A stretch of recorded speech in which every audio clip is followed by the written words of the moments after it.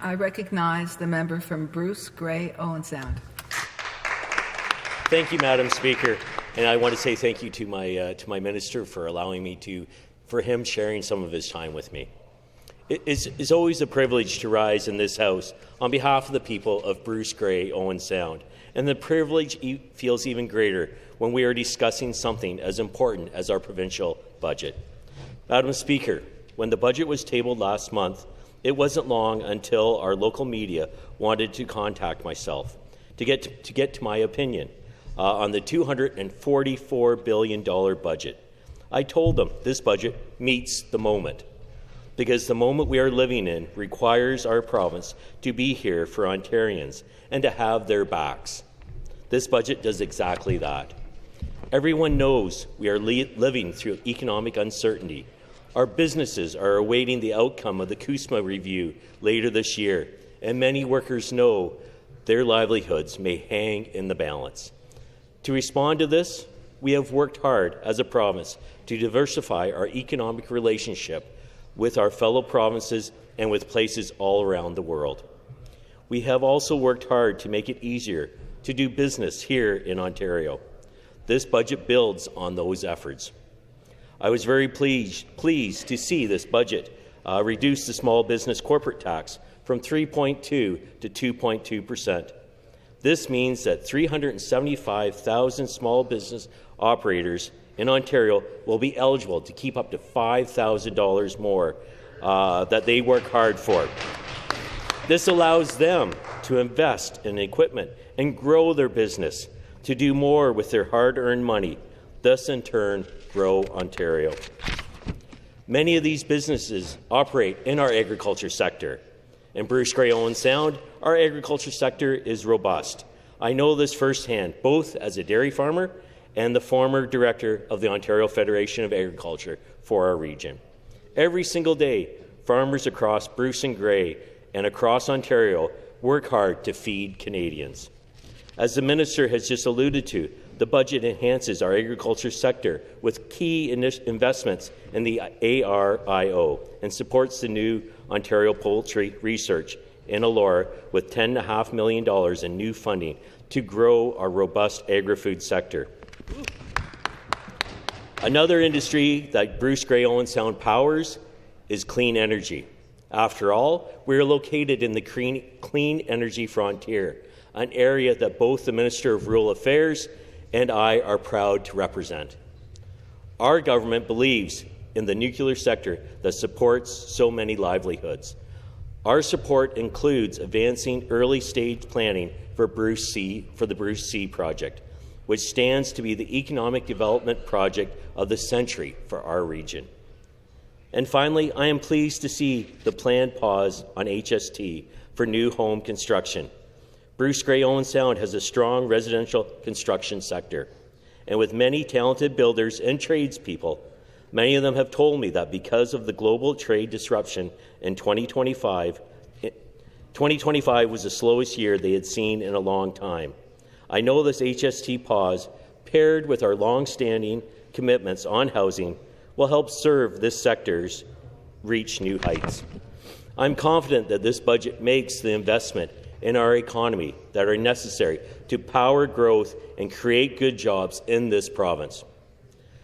Now, Madam Speaker, governments in Canada have long known that a strong economy is what powers our social safety nets. Part of the Canadian identity and of the life in this province is that we have a strong social safety net to support a high quality of life. I was very pleased to see this budget recognize that and invest in these priorities, not the least of which is our healthcare system. It has recently been brought to my attention that in Ontario, our median age is 39.9 years old. In Bruce Grey Owen Sound, our median age is just over 49 years. Having a median age that is a decade older and a decade wiser than the provincial average means that a reliable healthcare system is very important to our residents and our communities. I correspond with many constituents about our healthcare system, so I am glad to see that the 2026 budget targets investments in many of the priorities that they bring to my attention. I hear from the CEOs of our 3 hospitals, hospital corporations in my riding about the Grey Tsunami. It's impacting the ability to deliver medical services in our region. Having an aging population places 2 different strains on our healthcare system. Of course, it means there's more demand for medical services, but it also means that we have a smaller labour pool to pull from to fill the key vacancies in healthcare. I was very pleased to see that an extra $1 billion is being invested in our hospital sector. This is important funding that will provide long-term certainty to the cornerstone of our healthcare system. But, Madam Speaker, the investment that stood out to me the most is an additional $1.1 billion we are investing in home care services. Home care is a healthcare service that I think is so important because it enables aging in place. As I mentioned earlier, I correspond with constituents about our healthcare system on a regular basis. One suggestion that I hear often is that we need more options to age in place. Our seniors want to be in their own homes for as long as they can. They want to enjoy their independence, and for many, home care is what makes that possible. I was pleased to see our government step up with additional funding for home care. I know this will make a positive difference in the lives of many of my constituents. It helps those who need home care to be able to live at home longer and receive the care they need. And it also provides relief for the family caregivers who are so important to help support aging in place. This government has invested in many healthcare solutions made for our rural communities, such as the Learn and Stay program, and by creating additional seats in the Northern Ontario School of Medicine.